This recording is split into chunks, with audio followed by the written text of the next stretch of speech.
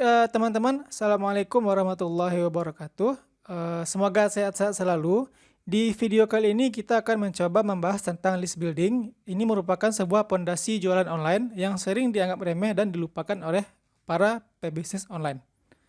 Oke, tanpa memperpanjang basa-basi, kita langsung ya dengan pertanyaan, apa itu list building ya? Gitu. Nah, list building itu sendiri secara sederhana itu adalah aktivitas mengumpulkan database calon pembeli tertarget. Di kata kuncinya tertarget ya teman-teman, tidak sembarangan. Jadi misalkan teman-teman berjualan hijab ya, berarti target marketnya adalah perempuan. Nah, maka database yang teman-teman kumpulkan nanti adalah berjenis kelamin perempuan. Nah, lalu wujud list building itu ada dua. Yang pertama yang akan dikumpulkan itu adalah kotak email dan nomor WhatsApp. Nah, jika nanti ada teman-teman yang bertanya kenapa itu email berada di nomor 1 dan WhatsApp nomor 2, dan nanti kita akan coba bahas di materi. Lalu mungkin teman-teman bertanya, kenapa saya harus melakukan list building? Nah, untuk menjawab pertanyaan ini, saya mencoba mengutip sebuah pernyataan dari seorang marketing expert yang bernama Derek Halpern. Jadi, Derek Halpern ini mengatakan, kalau kamu tidak membangun email list, maka kamu adalah seorang yang blow on. Gitu. Nah, kenapa bisa seperti itu? Nah, kita akan coba bahas beberapa alasannya. Kenapa kita harus melakukan list building dan fokus ke email. Yang pertama tentunya kita semua sepakat ya, semua orang itu punya email. Semua orang yang melakukan aktivitas secara online itu punya email. Nah, yang kedua itu pendaftaran online apapun itu pasti memakai email. Teman-teman daftar Facebook pakai email, teman-teman mendaftar Instagram, YouTube, juga TikTok. Atau mungkin teman-teman mendaftar ke marketplace ya, seperti Shopee, Tokopedia, dan yang lainnya, itu pasti mereka meminta email. Yang ketiga, itu semua notifikasi apakah teman-teman melakukan transfer atau payment ya, pembayaran, itu nanti notifikasinya akan dikirim ke email. Dan juga kalau teman-teman riset-riset password ya, apakah itu password media sosial, itu pasti nanti akan mengarah ke email. Yang keempat, orang itu sangat langka ya, atau sangat jarang sekali gonta-ganti email. Tidak seperti mungkin akun Facebook, akun media sosial lainnya. Bahkan untuk nomor WhatsApp sendiri ya, itu sangat mudah sekali digonta-ganti. Nah, beda dengan email. Dan bahkan jika ada orang yang mempunyai 4 media sosial, itu mereka hanya memakai satu email. Nah, alasan berikutnya yaitu jika kita melakukan email mengumpulkan database email, nah maka nomor WhatsApp itu akan mengikut sekalian. Jadi teman-teman jangan disalahartikan kalau kita fokus list buildingnya email itu nanti nomor WhatsApp-nya gimana. Nah, jadi nanti kalau kita melakukan email marketing, itu nanti WhatsApp akan mengikut di belakangnya. Dan yang terakhir, list building menggunakan email ini sangat gampang sekali, tidak memerlukan skill yang terlalu rumit, dan dia juga bisa diotomatiskan teman-teman. Artinya kalau teman-teman sedang tidur pun dia tetap jalan gitu. Nah, ini adalah contoh ya, contoh dari list building. Ini juga sedang saya lakukan di salah satu landing page saya tentang email marketing. Nah, di sini ada di isian nama ya, di sini ada juga email dan di sini nomor WhatsApp. Artinya di sini ketika saya mengirimkan sebuah email, maka saya juga bisa mengirimkan apa yang saya kirimkan ke email ke nomor WhatsApp orang yang bersangkutan. Sesederhana itu teman-teman. Berikutnya saya akan mencoba mengilustrasikan medsos versus email. Oke, tentunya mungkin teman-teman udah pada tahu ya. Misalkan kalau teman-teman mempunyai 1000 followers di Instagram. Nah, ketika teman-teman memposting sebuah konten tersebut hanya terdistribusikan ke 100 orang follower teman-teman. Sedangkan email atau WhatsApp, andaikan teman-teman mempunyai 1000 email atau WhatsApp, keseluruhan orang tersebut akan menerima email dan WhatsApp dari teman-teman. Kalau kita berbicara bisnis, semua bisnis yang ada itu membutuhkan traffic. Apa itu traffic? Jadi traffic ini seperti lalu lintas target pembeli ya. Jadi semakin banyak traffic, semakin ramai, maka akan semakin tinggi peluang teman-teman untuk closing. Kita contohkan ke toko yang ada di mall. Artinya misalkan ada sebuah toko sepatu di dalam mall, maka trafficnya adalah orang-orang yang datang ke mall tersebut. Nah, ketika mallnya tutup, maka trafiknya dari toko ini juga ditutup gitu. Di dalam bisnis online, kita akan membagi trafik ini menjadi dua. Yang pertama yaitu trafik yang dimiliki oleh platform. ini nanti akan kita sebut dengan garis depan. Lalu ada juga trafik yang kita miliki sendiri. Ini nanti kita sebut garis belakang. Nah, kita akan coba bahas. Trafik yang dimiliki oleh platform ini, tadi kita menyebutnya garis depan ya, itu adalah media sosial. Ya, seperti Facebook, Instagram, dan kita juga menghitung YouTube ya, YouTube dan TikTok. Untuk trafik yang dimiliki oleh platform ini, ada beberapa catatan. Yang pertama, algoritma dan kebijakannya itu sering berubah-ubah. Dan yang kedua, suatu saat media sosial ini dia bisa saja hilang teman-teman. Sama seperti yang mungkin teman-teman familiar ya.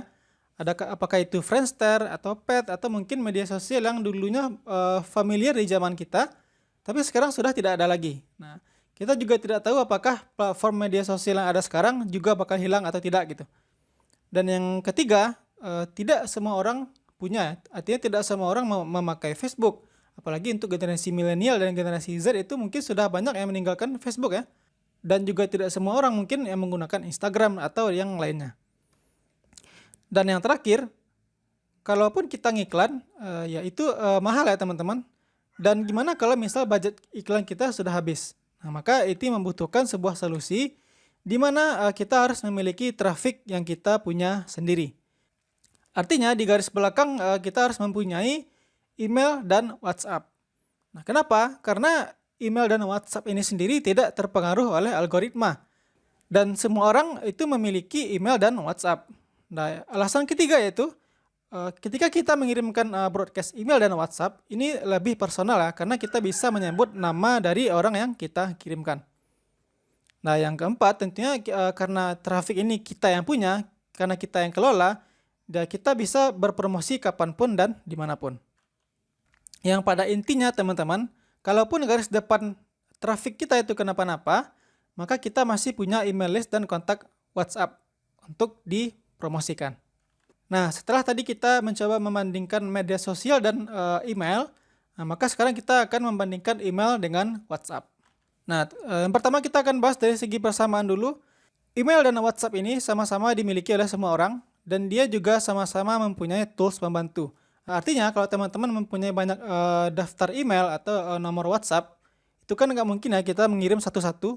Nah, itu nanti ada tools yang akan membantu mengotomatiskan semua kerja-kerja kita. Dari segi perbedaan, nah memang untuk WhatsApp, open rate-nya atau peluang dia dibuka itu lebih tinggi ya, karena ya semua orang hampir setiap hari ya buka WhatsApp. Sedangkan mungkin ada orang yang mungkin tidak buka email dalam satu hari tersebut gitu. Tapi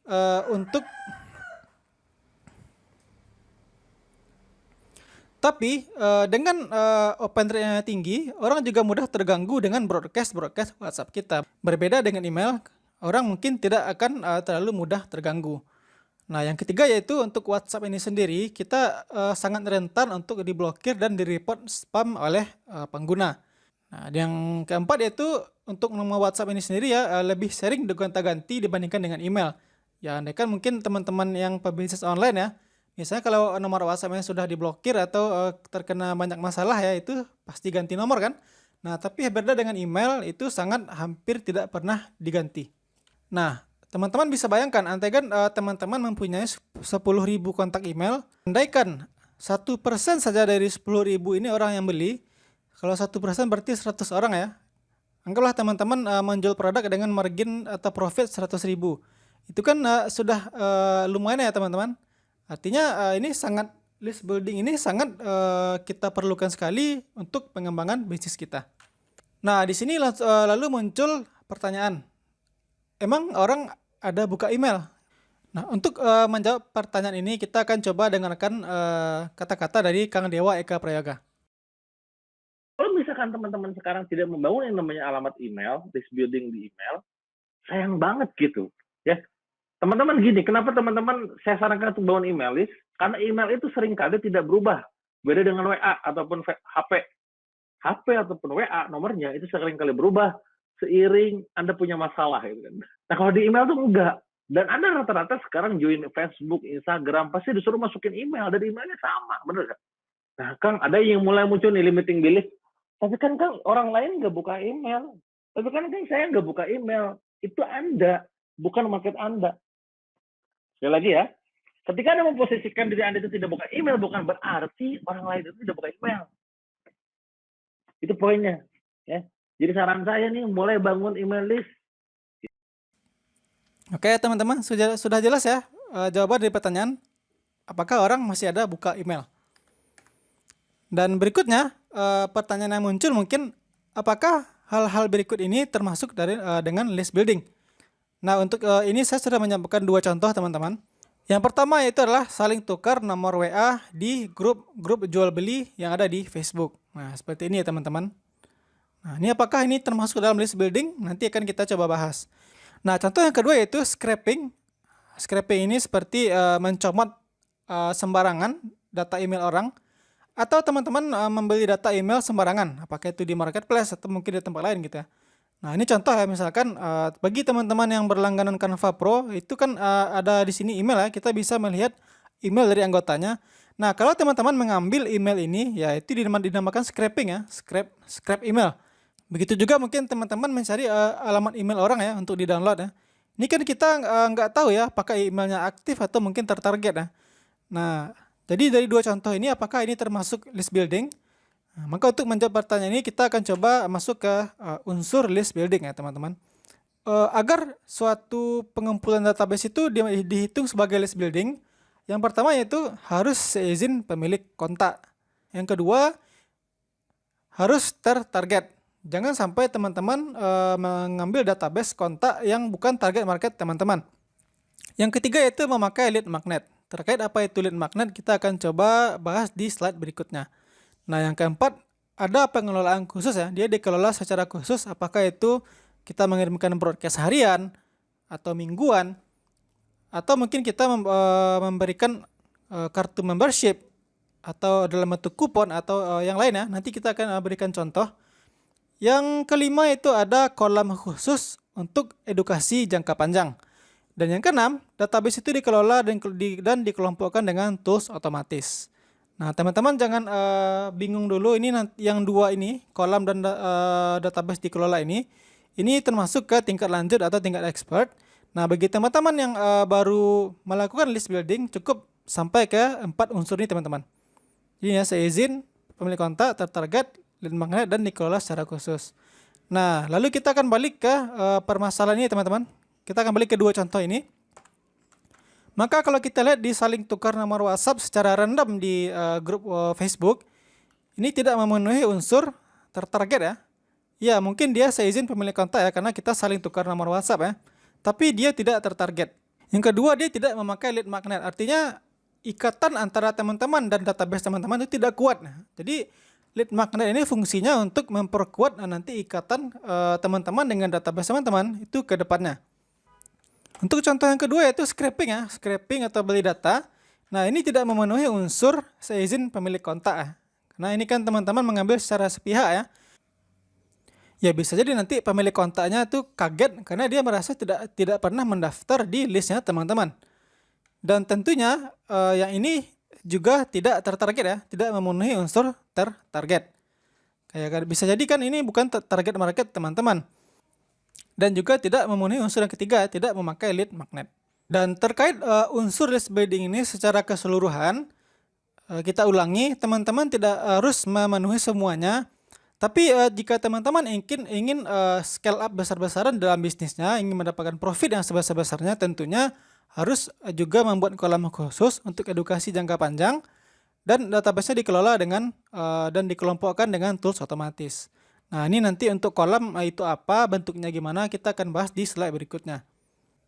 Teman-teman juga hanya bisa sampai di tahap keempat ya, mengelola secara khusus. Nah, ini untuk mengelola secara khusus, ini saya punya contoh ya. Kita contohkan untuk kupon.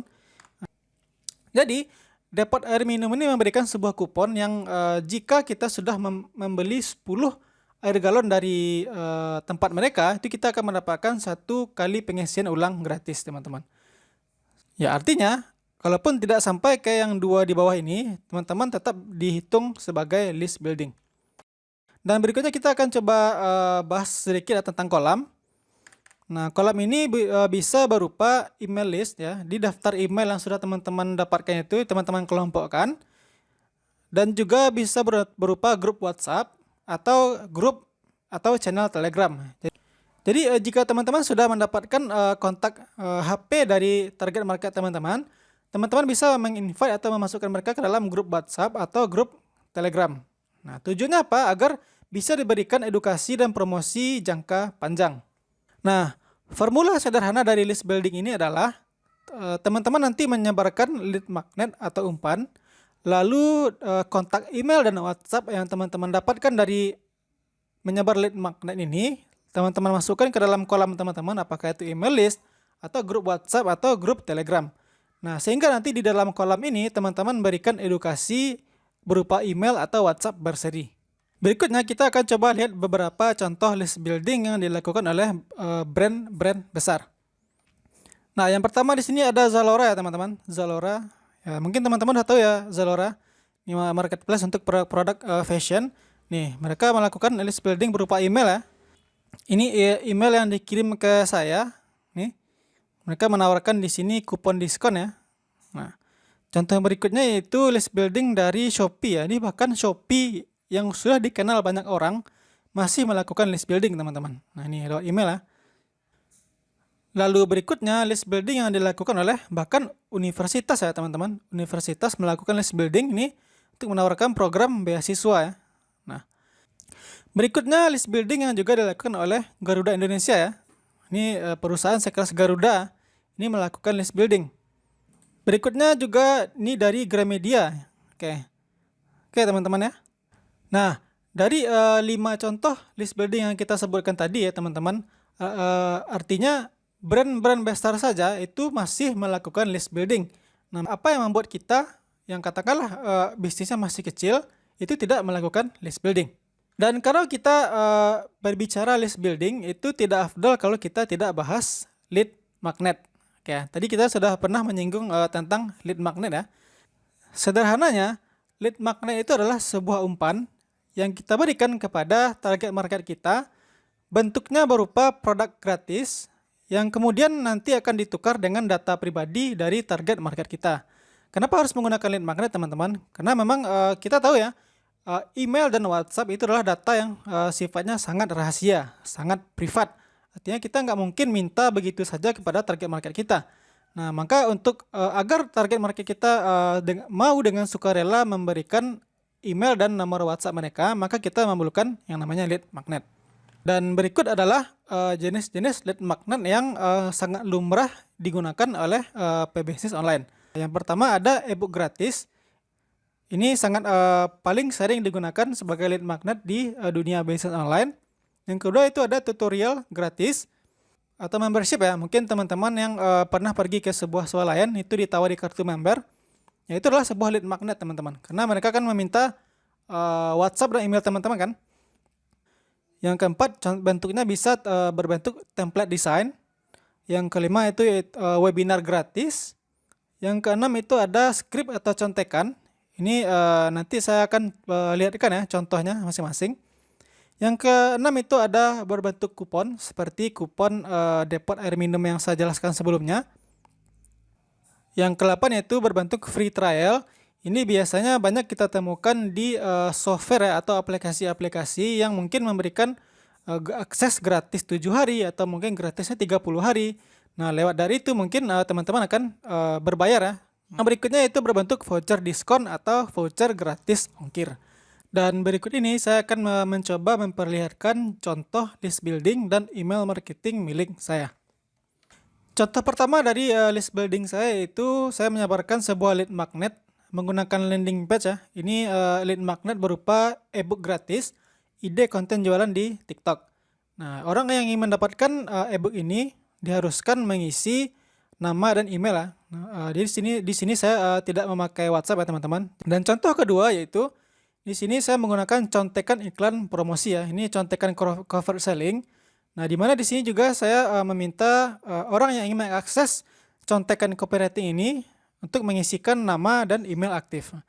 Nah, setelah mereka mengisikan datanya dan mengklik tombol submit yang ada di sini, maka mereka akan mendapatkan email berseri secara otomatis. Nah, kita akan coba lihat contoh.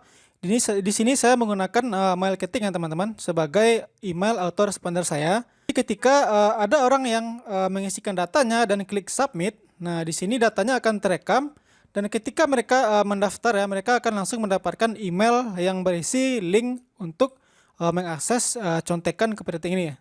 Kita akan coba lihat ya isinya.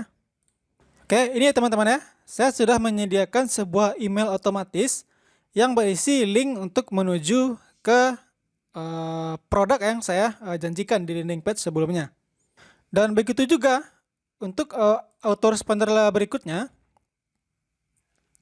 di mana orang yang mengisikan datanya di sini, itu saya sudah menyediakan email berseri sekitar 10 email yang akan dikirimkan satu email setiap harinya. Ini teman-teman ya. Contohnya seperti ini.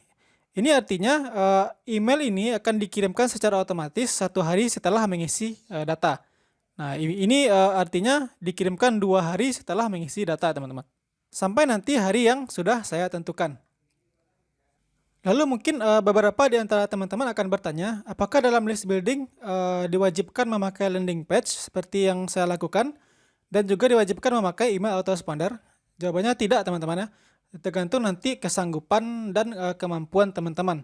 Dan untuk teknisnya nanti kita akan bahas di video berikutnya, karena video ini sudah terlalu panjang teman-teman. Di video berikutnya kita akan bahas praktik list building menggunakan landing page, atau mungkin hanya dengan menggunakan Google Form, atau mungkin teman-teman langsung menggunakan link menuju ke WhatsApp teman-teman. Artinya pakai landing page bisa, memakai Google Form bisa, memakai link yang langsung menuju ke WhatsApp juga bisa teman-teman.